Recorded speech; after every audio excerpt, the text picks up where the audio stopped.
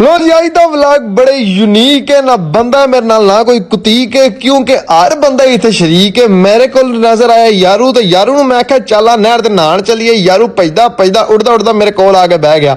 यारू बह गया, यकीन करो बड़ा यूनिक किस्म का सीन है। सूर्य के सामने दा बैठन दा मैं 3-4 स्नैपचैट ने स्टिक्कां क्रिएट कर लिया। इन्हें कहा मैं त्रे लगे पानी पिया, लिहाजा इन्हू मैं पानी पिया। पानी पिया के इनू खुशबाश करके नवा धवा के, क्योंकि गर्मी काफी ज्यादा इतने बंदियां दी कोई सूरत हाल नहीं है तो फिर बेचारा जानवर जानवर तो मरा दे, बेचारा परिंदा है। इनू खैर नवा धवा के बोटी बना के बोधी इदी ते मेहंदी ला के इनू धुप्पे पाया ताकि तू अपने जितने विटामिन ने सारे इकट्ठे करके इथों जा।